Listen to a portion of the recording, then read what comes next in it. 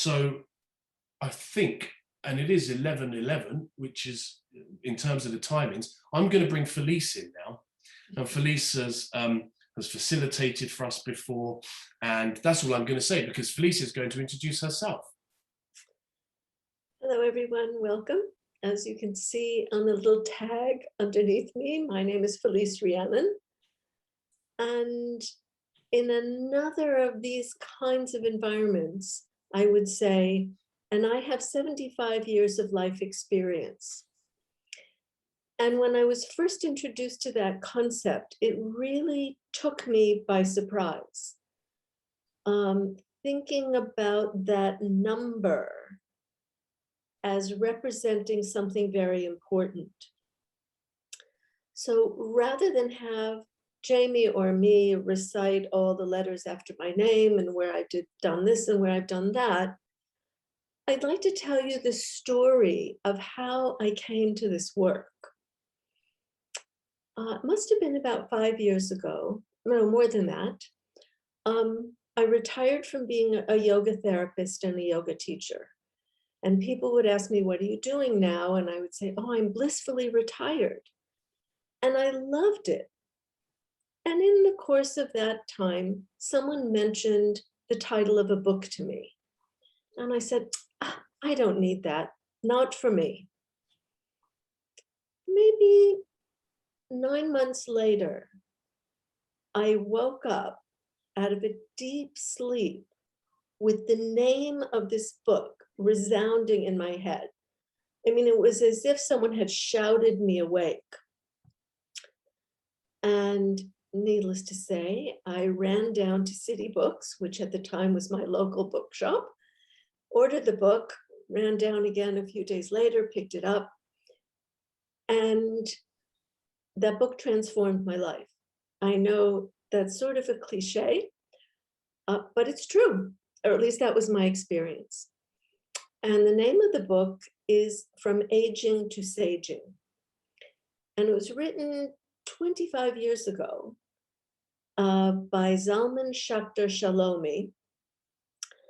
And it was, I think, probably one of the foundational works to bring the ideas of conscious aging into the conversation.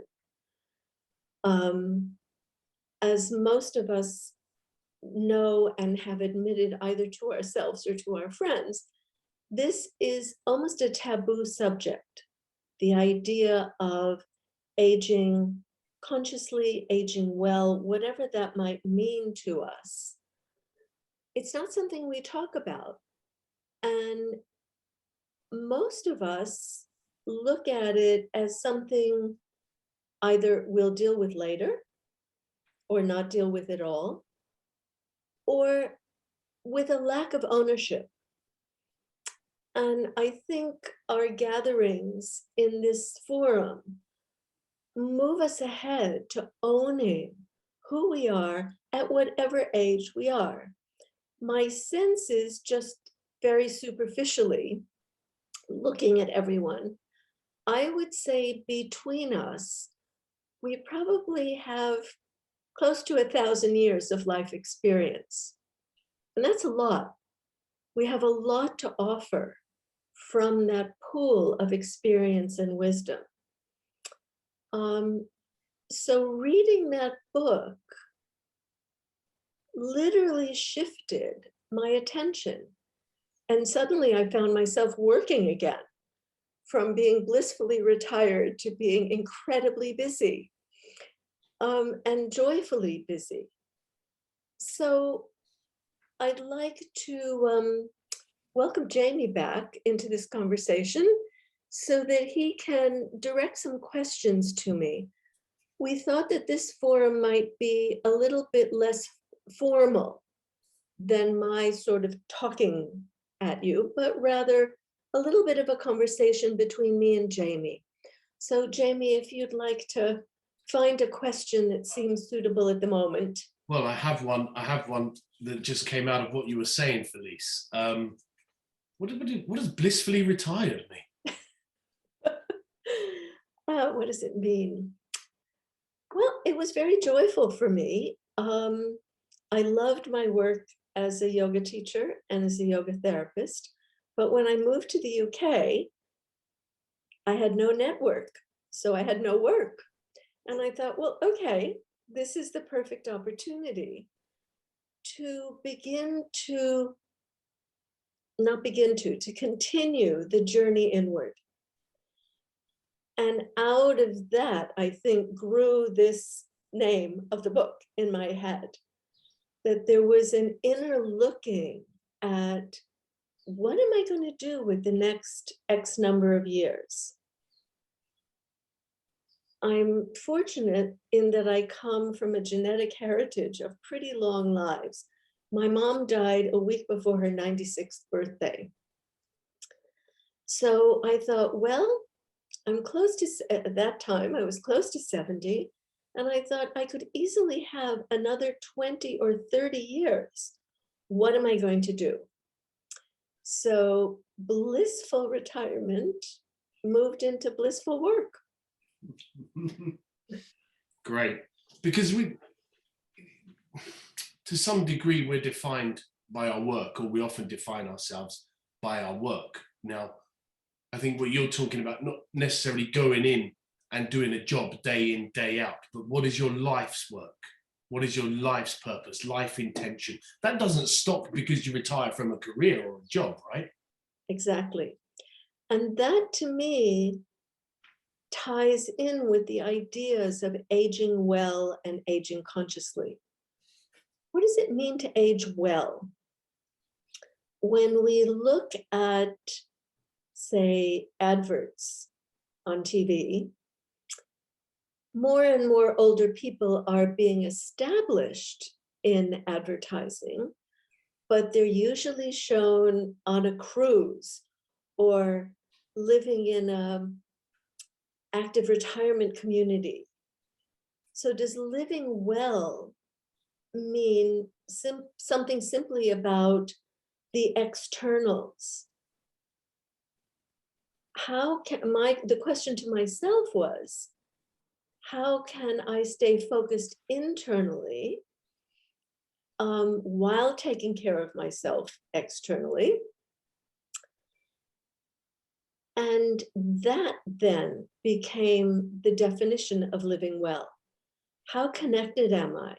How connected am I internally to myself, to the people I love, to my community, maybe even to the planet? Where do I find that inner sense of connection? And what I've discovered is that that inner sense continues regardless of my physical state. Certainly, we all pass through, and some of us may have even passed through a bout of COVID, but we all pass through colds and flus and injuries. We all pass through those in time. And the internal connection can remain. And that's something that I discovered in the process of answering the question, what does it mean to age well? How do I stay connected regardless of having to get new glasses, having to have cataract surgery, having to have all those things that are defined as age-related, which they may or may not be. So that to me was about aging well. How do I maintain or even begin to develop that inner connection in the present moment? However old I may be, however young I may be, whatever life stage I'm at, the internal connection is what, for me, determines not only aging well, but living well. So is that no matter what's going on externally, whether it's your body failing or, you know, or if you have children, your children are having problems or whatever's going on for you, if you can maintain a connection, that when you talk about this inner connection with yourself, that's aging consciously, aging well. Yes. And to me, you know, we call it aging well, but in truth, we've been aging since the moment we were born. So it's about living well and continuing to live well. That, to my mind, yes, we go through life stages of development. And eventually we reach what's called adulthood, where there's lots of responsibilities around family, around work, around engagement with our communities. And then there's this moment or a period of time where suddenly we're aging. We aren't suddenly aging, we've been aging all along. Yeah. Yeah. But that's a lot of societal stuff comes in there, doesn't it? And I know when we did the book launch, Adam, there's all those sorts of things. Oh, 40 is the new 50. I found myself being 40. Everyone's saying, oh, you've got to have a party. You've got to do this. You've got to do that. And I'm thinking, why have I got to? What got to what? And I'm reminded as well, my son who's just turned 9, my youngest son, often says, oh, I can't wait to be grown up. Oh, I can't wait. And I say to him, well, you're going to have to wait because you're not going to be 18 for another 9 years. There's no way of fast tracking that. And also, then there's a part of me that goes, oh, don't wish it away. But I think I can recall that impulse as a kid of wanting to be older. And now here I am thinking the other way. I want to go back, to rewind. But of course, we can't do any of that. We are where we are at any given moment. Yeah, and Jamie, I'm just jump in and challenge that. Please do. I don't want to go back.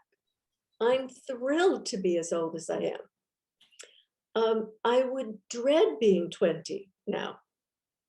Not only now, 20-year-olds now are faced with incredible challenges, but I would also really not want to be the 20-year-old I was. And I think too, you mentioned our the cultural pressure to be young. So I've kind of started calling people who are younger than me, youngers, and people who are older than me, olders. So you're older than somebody. We're always older than someone, and we're always younger than someone, and someone is always younger than we are. So to me, that has no value judgment. It's simply where we are on the continuum of growth, maturity, and aging. Yeah. I don't want to be younger. I'm very happy with the age I am, and I think that is such a blessing because I don't know if I've ever been happy with the age I am before. When I was 20, when I was 40, I don't know if I was happy with, the age I am. So, there are, as we've discovered, Felice, we've run courses together and we've discovered with the participants, actually, there's a lot of benefits to aging. And this isn't really out in the public domain very much. And they are real benefits. They're not the benefits of, going on a cruise and all that, temporary stuff. There are deep, deep benefits to aging. And so I'm really pleased to hear you say that. And I want to say it loud, we have these benefits. Yeah, and for me, one of the best benefits is more time. I've been thinking a lot about time, and of course, aging is on a time continuum. And the Greeks had 2 ways of thinking about time. Well, at least 2. One of them is called chronos, and it's our clock time, chronological. It's, it's that 9 to 5, it's the what's in the diary, where do I have to show up when? And then there's another way of looking at time, which is kairos. And kairos is about the right time to be in a particular place or to access something or to create something. And we all kind of know internally what's the right time.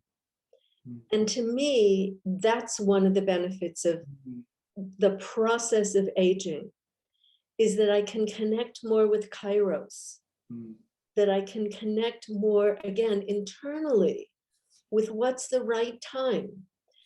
And that story that I told about that book, it wasn't the right time when my friend first told me about it. I probably would have read it and gone, I don't really need this. But in that moment that I was awakened, that was the right time. So moving into what we could call elderhood, stepping a little bit beyond adulthood and moving into elderhood, I think one of the greatest benefits is Kairos, is being able to connect with the right time and concomitantly, I hope, with the right place, being in the right place for each one of us as individuals. And that, Jamie, brings me back to something you mentioned before about life purpose, that elderhood is a time when we can really connect with what is our essential purpose. Why are we here? Why were we actually born?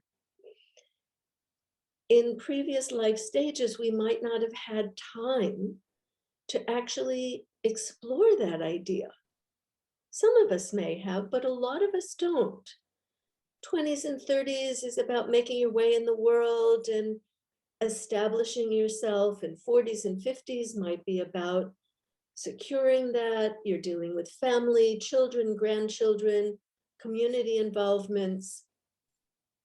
Maybe 60s, 70s, and 80s is about not only discovering the life purpose, and maybe it's drawing something in that called you earlier that you didn't have time for.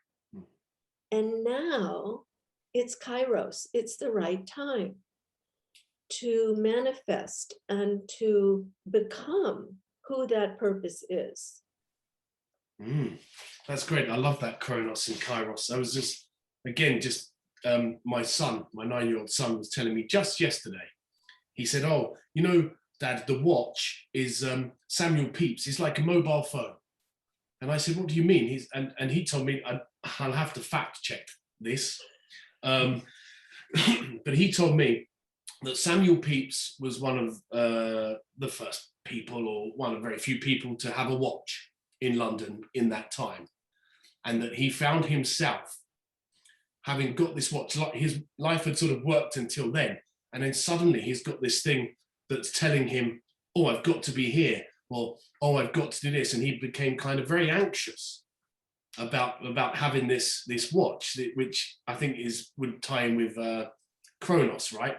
Got to be here, got to do this. And it got me thinking about mobile phones, the equivalent of that, which a mobile phone is a watch, it's a calendar, it's a way of connecting. But I also feel in the modern world that so much of tech, ironically, here we are using technology ourselves, is that we're being told it's to connect, it's to connect. Yes, absolutely. But there seems to me to be a disconnect in amongst all of that. And then we're just constantly chasing something, rather than what you're talking about, being able to sit with oneself and for that not to be those firm foundations, not to be persuaded or influenced, to recognize advertising, things like that. You talk about cruises, there's this whole idea of we're sold, oh, don't, getting older, you can still look young. You can still have this vitality, take this pill, have this cream, go on this cruise. It's all bollocks, isn't it? Excuse my language. Is it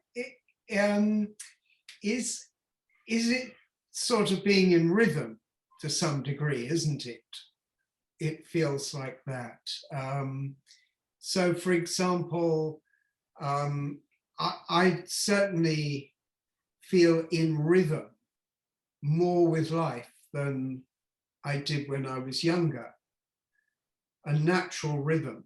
My rhythm is more connected with some rhythm in life. Hmm. Is that right? Well, it's clearly right for you. But yes, I think that there is something about having lived a certain amount of time and coming to some inner awareness that can plug us into that. I mean, I'm very fortunate. The house that I live in, I can see the sunrise and the moon at opposite ends of the house. And the moon is just brilliant right now because the sky is so clear. And to really have the opportunity to connect with that. I keep coming back to the word connection. And you mentioned it, Jamie. Yes, we have these wonderful things that keep us on time. And yet there's something about the inner connection, the opportunity for inner connection that we have as olders that we might not have had as youngers. And I'm not even talking about that younger people now live by this, but rather a sense of who we are and that essential isness that I think develops as we get older. We have an opportunity to discover that. And I think that that's what has been termed conscious aging, that we are more aware of who we are. We're more aware of what our purpose is. And part of that, I think, comes from having done or possibly doing some of the work that could be looked at as life review, of looking back, of literally chronologically looking back on those really vital, important people and events in our lives, and recognizing that those events and people contributed to who we are right now. That there is an acknowledgement and honoring of all those things and people that maybe we didn't have the opportunity to do when we were younger. But now we've got enough distance from it that we may be able to look at those things differently and read the lessons so that that purpose, that inner purpose, can arise more clearly. It isn't clouded by a lot of the sort of baggage that we have acquired over 40, 50, 60, 70 years. Mm. There's an opportunity to let go, to free up energy, to become actually more vital now than we might have been when we were younger. Yeah. Can I ask, we talk about connection, you talk about inner connection. And one of the sort of the reputation of aging, of getting older, is becoming lonely. There's a lot of very lonely people. Yeah. And is it a natural tendency, do you think, or is it a natural part of life that we lose external connection? Is it not inevitable, but is this part of the process? And what do you think about that? I think it's cultural. Cultural. Yes, I don't think it's inevitable.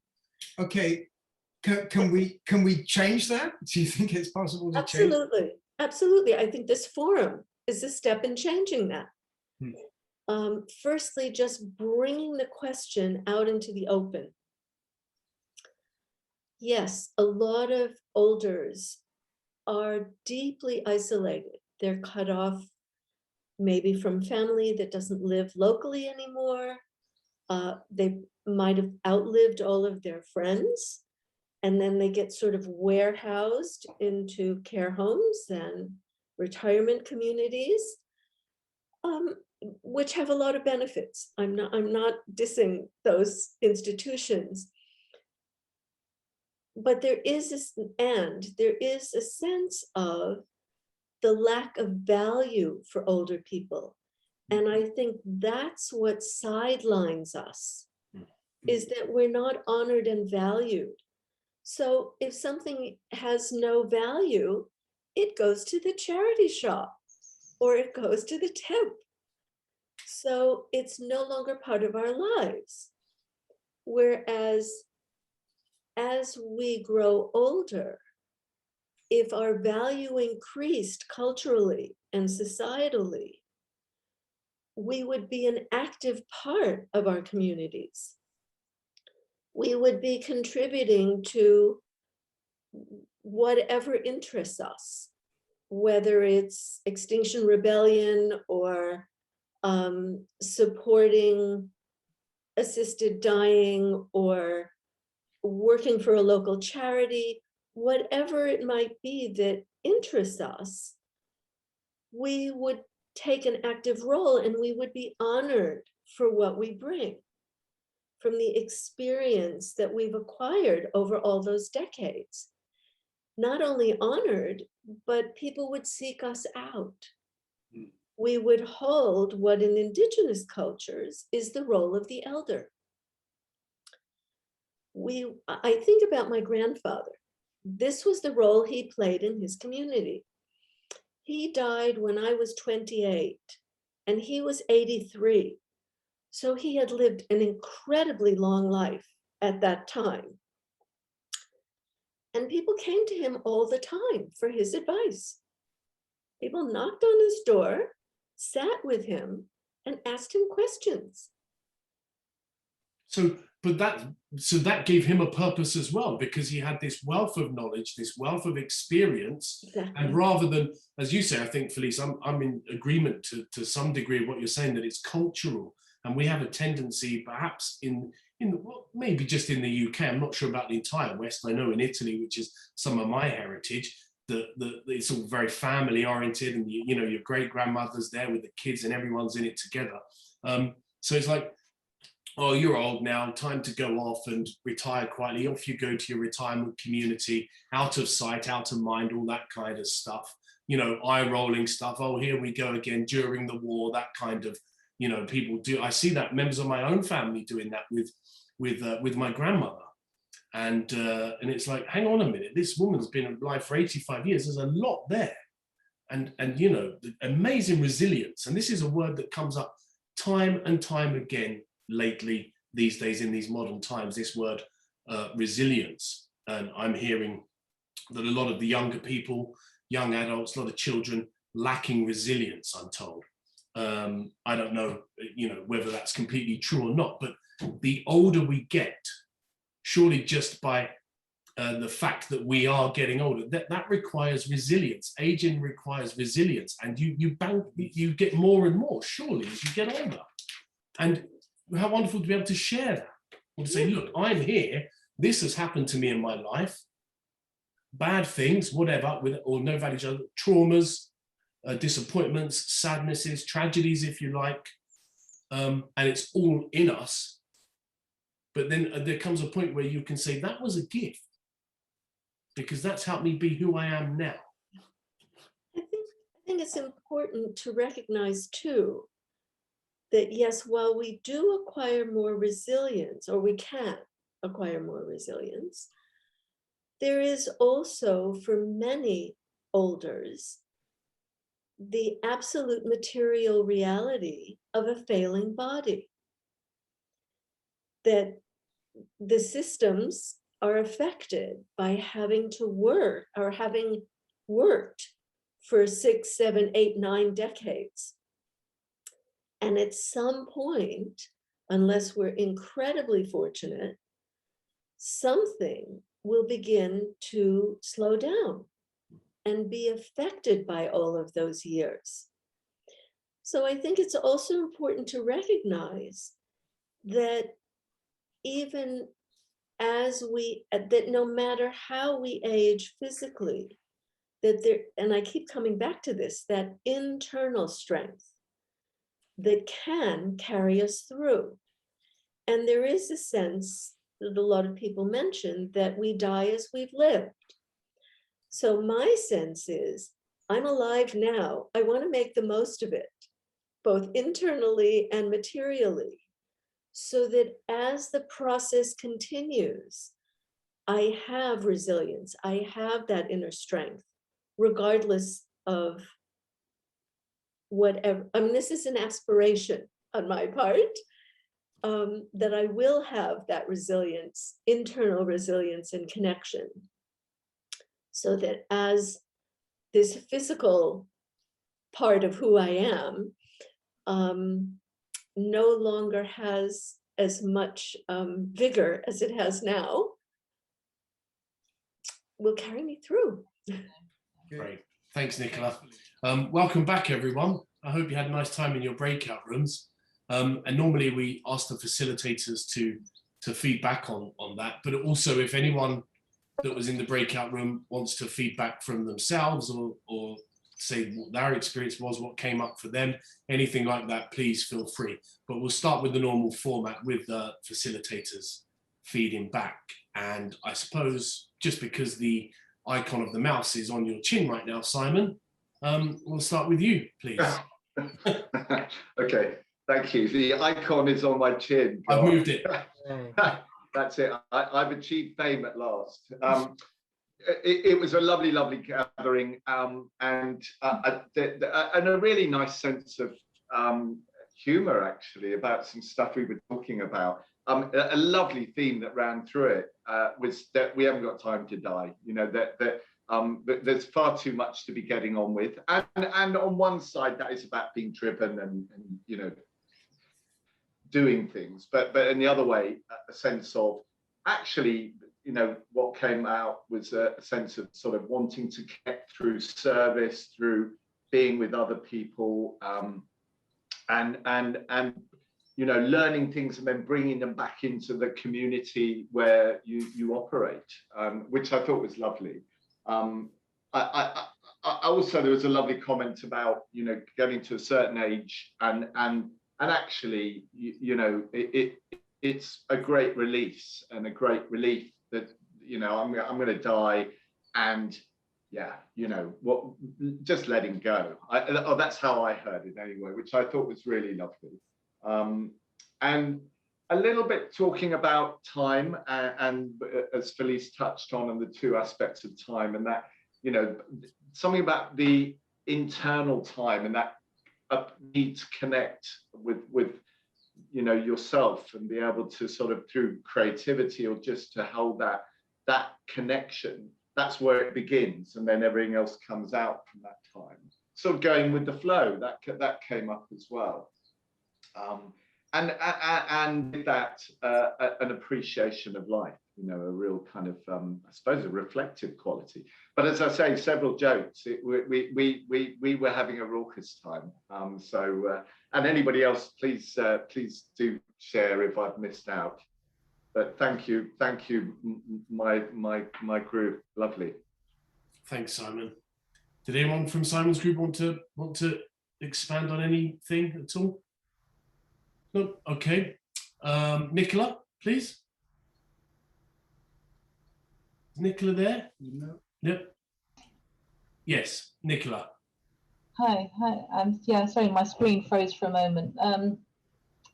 Yeah, we for the first time we had like an all-female group, which was interesting in itself.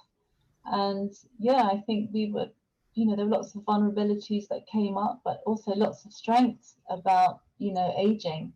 And it was interesting to hear different perspectives. You know, to hear someone who has a different perspective from you, I think it really makes you think. And that's, you know, that was really interesting, I think, for us.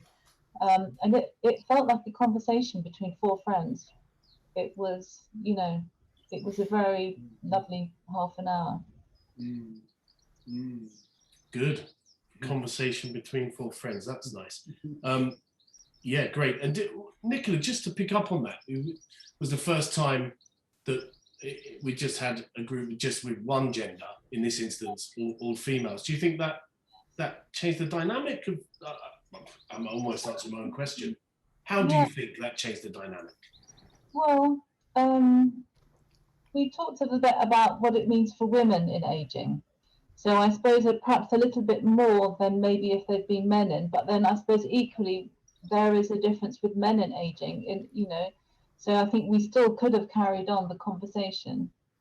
But it just felt, I think it's the first time I've been in a group with just women, so it did feel a little bit different in that respect. But I think we still could have discussed the same things with a mixed group.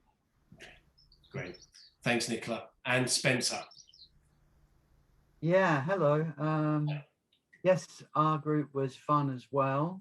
I was a bit daunted because Adam was in our group, and so that threw me off at the beginning.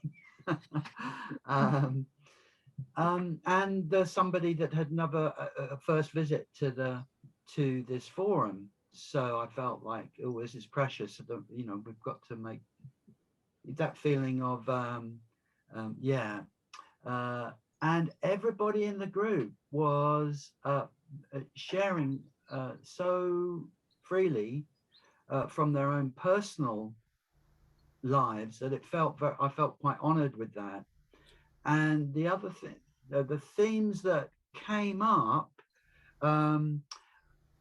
were around a real strong feeling of unwillingness to just accept the way things are, and the fact that if and I think one of us said, I'm not going into a nursing home unless I've designed it. I just thought it's just so great. An unwillingness to accept the way things are, and acceptance that it's going to take a lot, and that it's up to us, not any other generation or the government. It's up to us. And the other thing that came over very strongly is that none of us can do it on our own. That we have a lot of our strength we are getting by connecting with each other and affirming each other and supporting each other. Yeah, and I hope that and it was fun too. Good, thanks, Spencer. Adam, that's something, isn't it, that we talk a lot, Adam and I, about collective change has to come through the individual. And if enough individuals do the work, that's how collective change happens. I think maybe that's what you're talking a bit about there, Spencer. Unwillingness to accept, but also acceptance. Is that normal, the usual kind of great contradictions? Unwillingness to accept what exactly? Do you know? Or Spencer? Oh, it was, I got the sense that there was a future that people had seen that they could be living into, and they were not going to accept that future.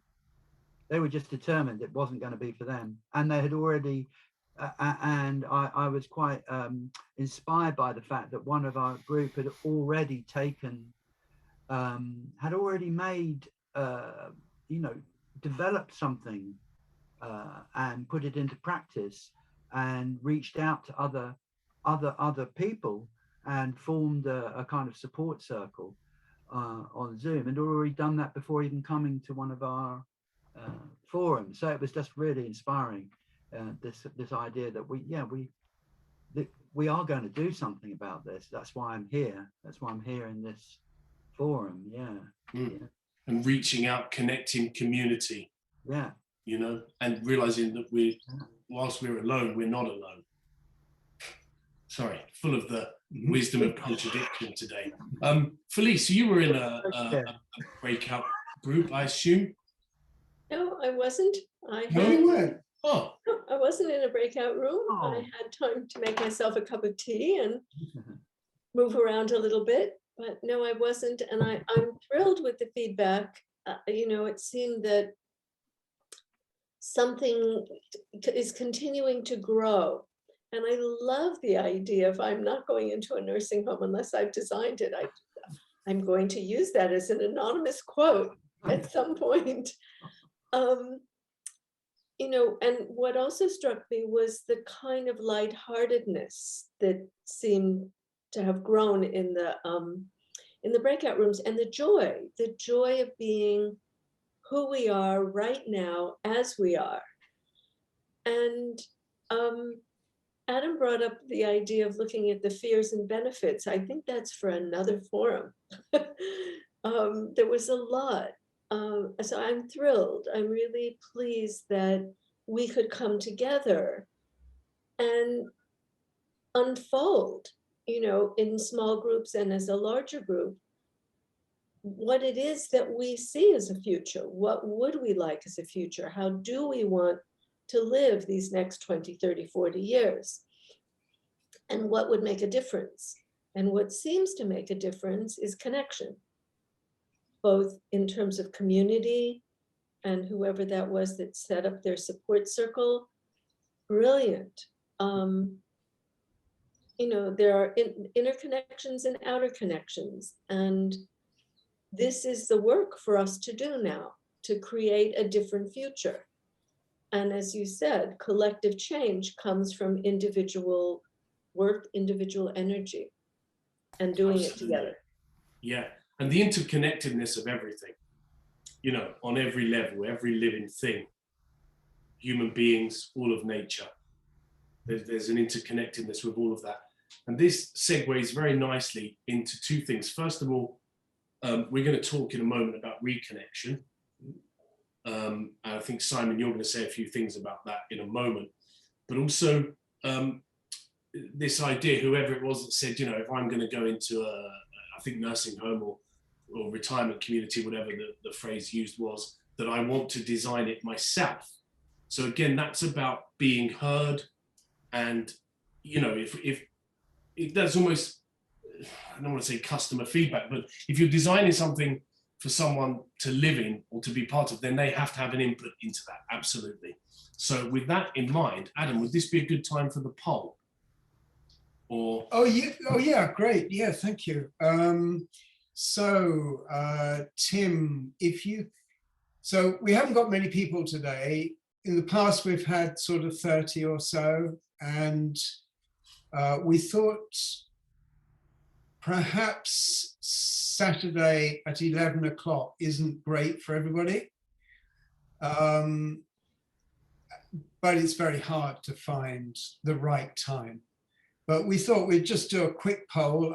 I've never done one before, and we're going to see, can it come up on your screen now, Tim? Yeah, all done.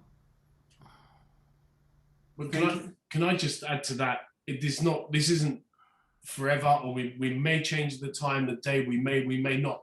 We're just aware that now that we're in the summer, and it's what I was saying earlier, different to if it's raining outside, it's cold, it's dark, you're indoors anyway, you can either put on an old movie, read a book, do a crossword or whatever, or you can come and join and be part of this forum and part of this community. And it feels a lot harder when the sun is shining and it's happening out there. So this might be something for a few months. We're looking at maybe changing the times, maybe changing the day, but we're going to be listening to your feedback on this, hence this poll. Okay, so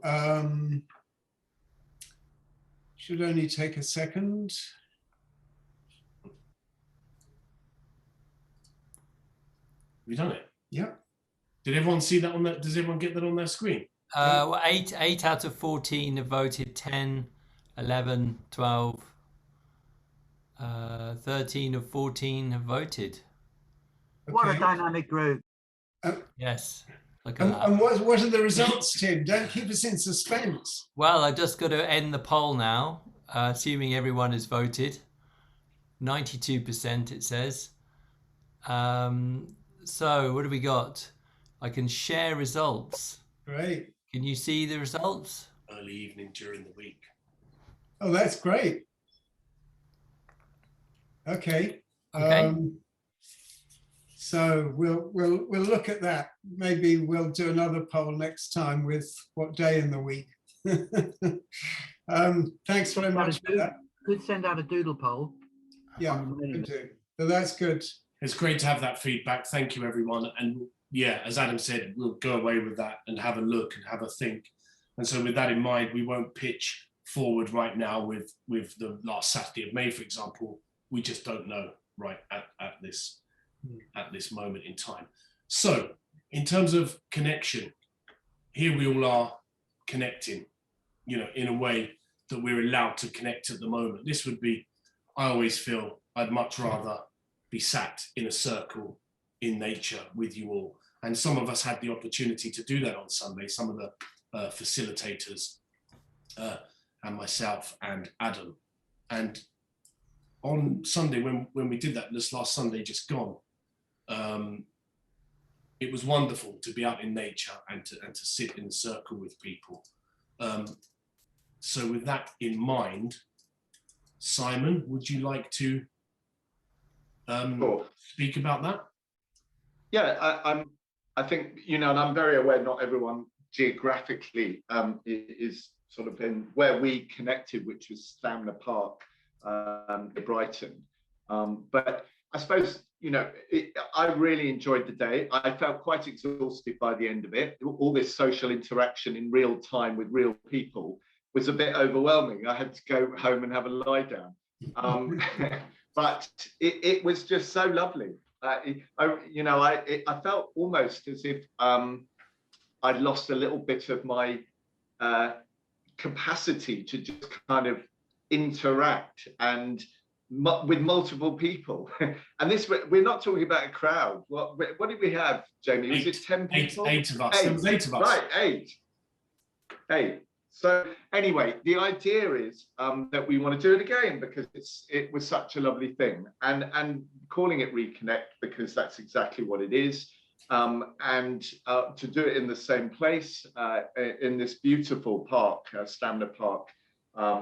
We had a canopy, so if it rained, we weren't going to get wet, and it's in a sort of nice private area, and the sun was shining, and it was quite cold, but whatever the weather, I guess, the invitation is to think whether perhaps the next stage within life stage, within this kind of connection is it time, do you feel moved to be able to, or want to come and connect with us in person?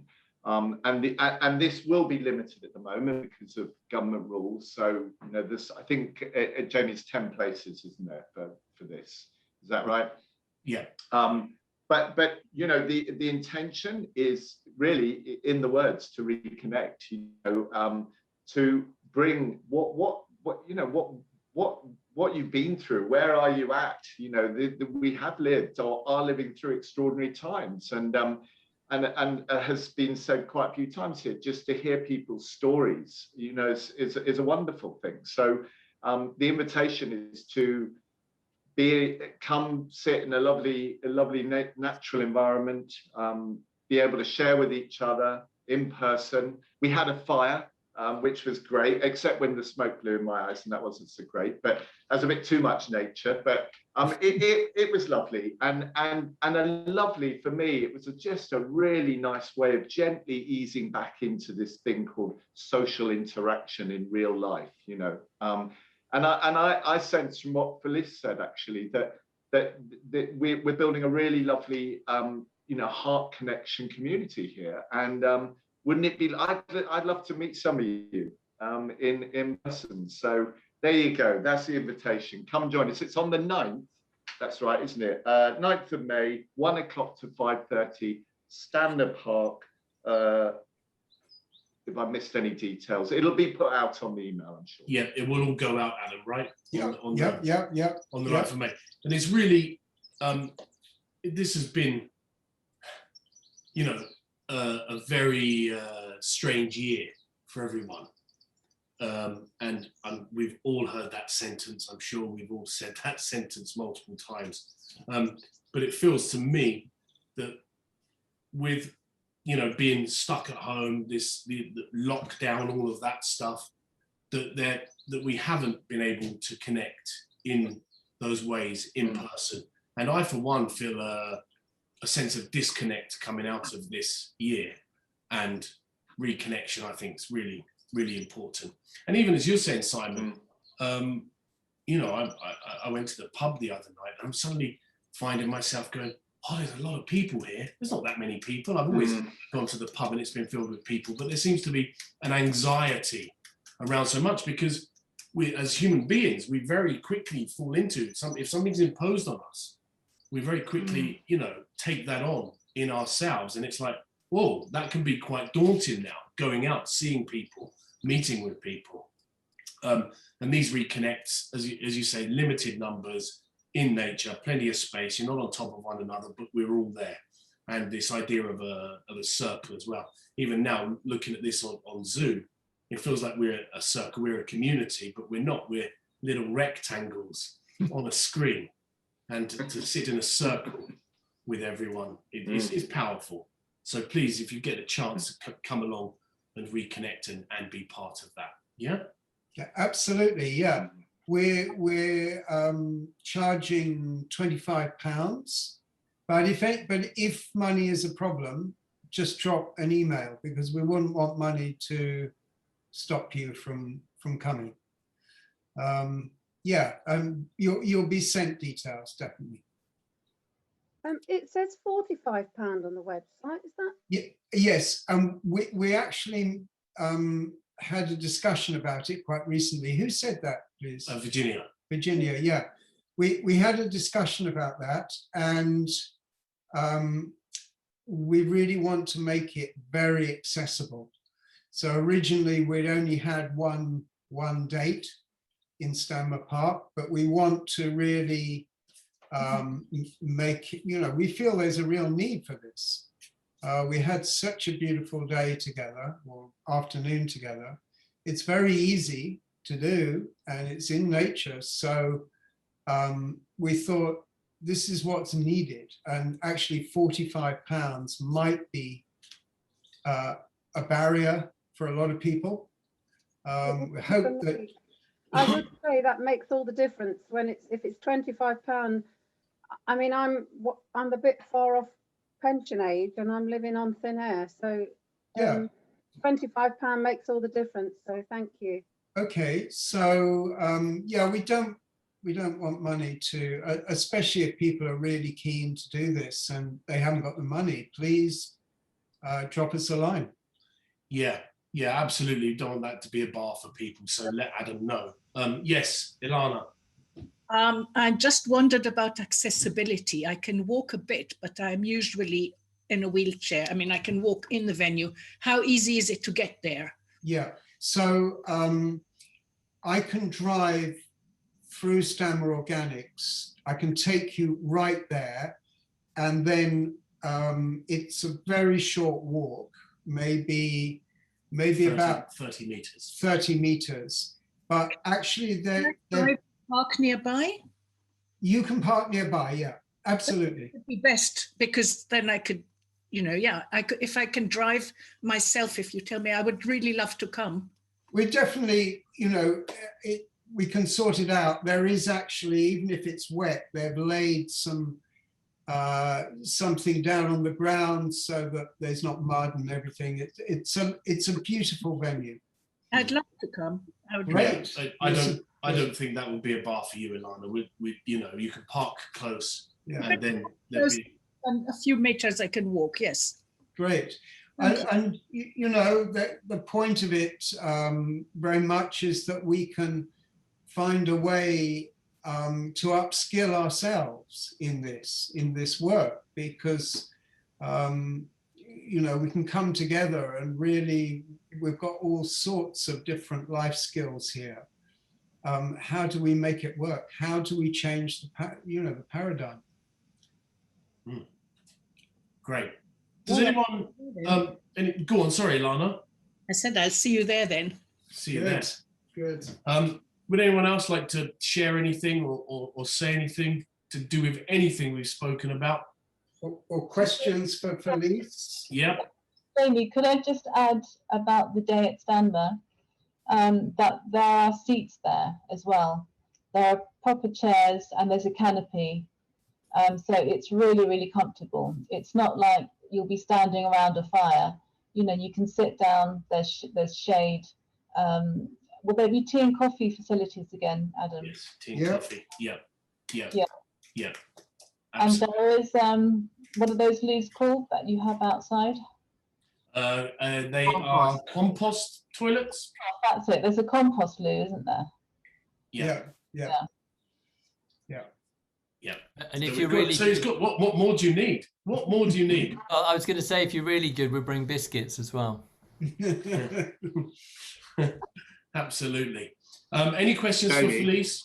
Anything else at all? Yeah, just very quickly, observation that Felice mentioned that this, well, something I wrote down around olders and how olders being sort of segregated or feeling that they're pushed aside. And I what just arose for me was a memory from being young and being absolutely enthralled by my grandparents, you know, and actually wanting to hang out with them. So, you know, to be close to them, to listen to them talking. And I wrote down here, children like olders.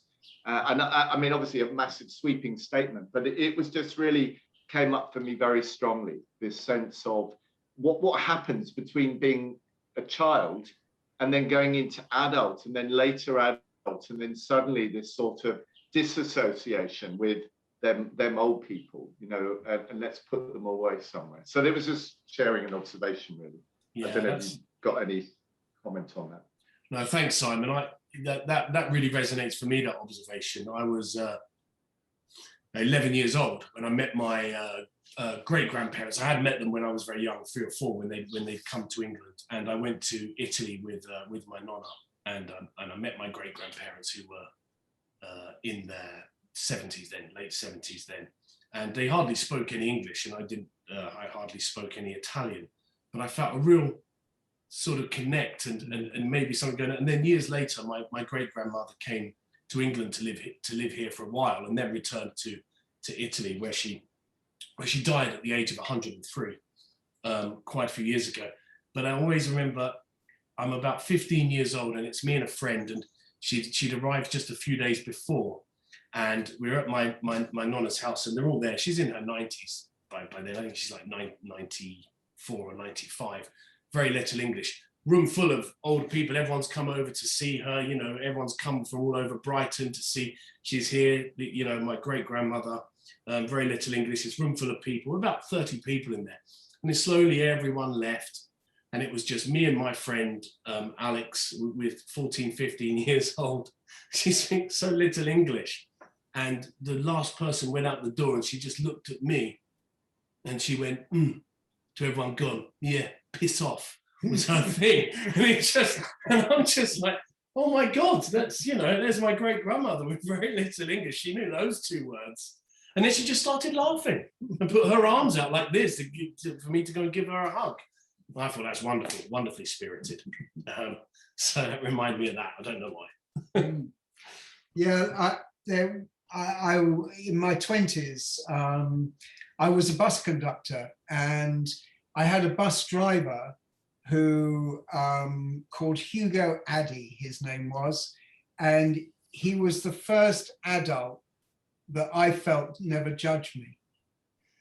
So at the end of each journey, we would have a cigarette together, and he was the first. I remember him vividly.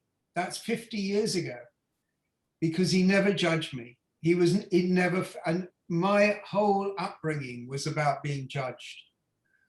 And his image. So I think we can, as elders, I think we can have a profound effect on people simply by not judging. You know, I feel that's really important. And I hope that that's the work that we can do together, is that we don't judge each other, that we don't judge young people, that we can be open and courageous. Great. Thanks, Adam.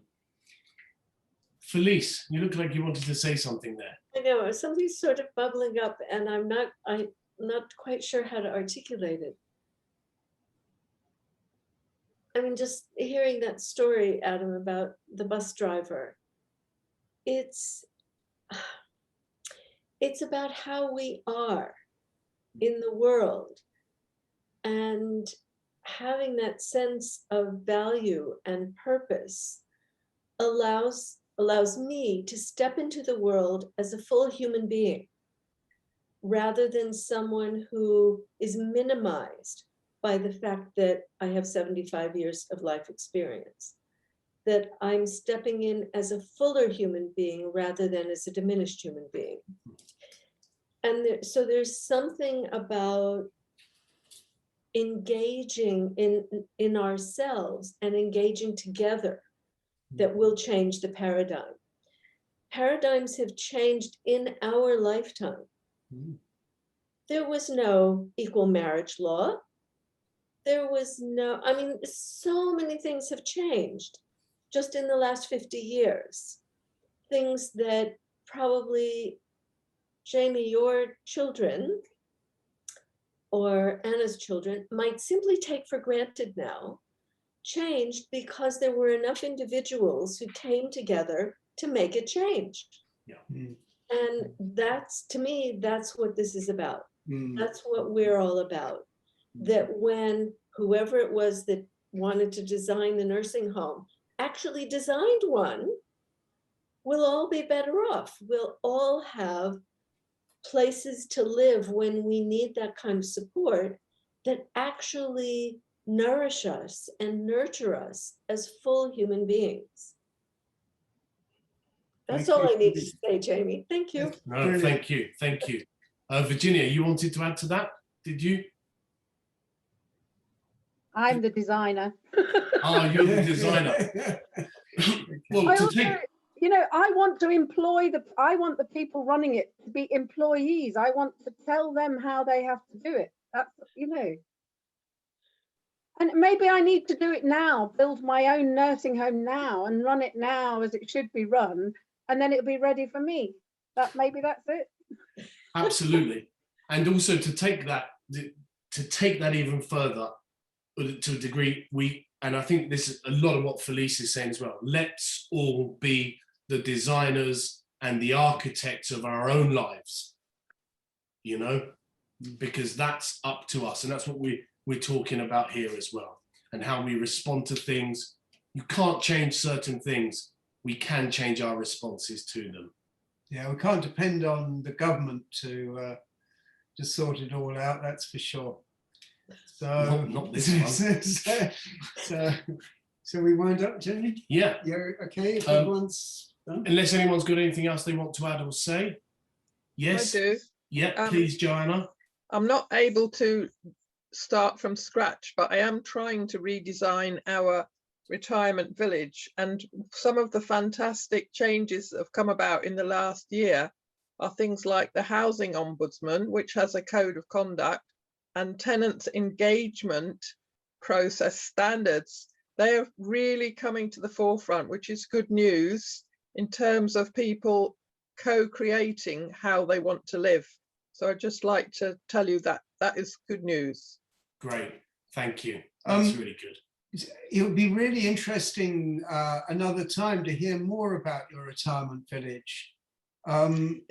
This is in the Midlands, isn't it? You're in the Midlands, yeah. And Dr. Michael, I can't remember his name. He put Bellman. Yeah, he put us in touch. So. Oh, Roberts, Michael Roberts, yeah. Michael Roberts, yeah. So could you come on another time and talk a little bit about that and how, you know, how it is, because I think it'd be very interesting. Well, I would volunteer Dr. Michael Roberts, but yeah, I'll give it some thought. He always does yoga on a Saturday morning, unfortunately. But could you tell him to give up the yoga? We may not be doing this on a Saturday morning for a while, so that might change. Yeah, so, perfect. Thanks, Joanne. I'm sure Adam will be in touch then, and maybe. Yeah. Can you hear me, Michael? Yes. Who's that? Who's that? David.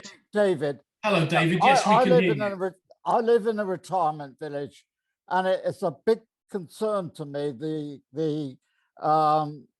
this community, because it's a luxury one, and there are all sorts of issues that I would love to discuss about retirement villages, really. Wow. So David, perhaps I will email you, and I'd love to hear a little bit more about it. Okay, thank you. I'd be glad to do that. I'd really like to hear about it. And you, Joanna. So whereabouts are you based, David? It's in Leamington Spa. It's an Okay. Audley. There are nationwide villages. Okay. So, you know, Adam, can I suggest that you engage with Virginia on those calls as well, since she probably has a lot of great ideas. Yeah. We'll send Virginia along, she'll sort it out. So You're going to pick up. The problem with my ideas, they're always slightly off-piste, I'm afraid. No, all the best ideas are always off-piste. David, thanks for that. Adam will be in touch because we'd like to hear more views on that. And that's something practical that we can discuss as well. And I know, Adam, you want this idea of revolution. Well, you know, the revolution starts. The revolution starts here, starts now. So let's all do what we can. Yeah. We're going to wrap it up now. We're going to be a few minutes early, but that sunshine out there is definitely calling me. So I want to say thank you to you all, as ever. Thank you to our facilitators, Spencer, Simon, Nicola. Jan, I hope that you're able to regain the use of your legs very soon and that there's not too much more pain involved in that. And, you know,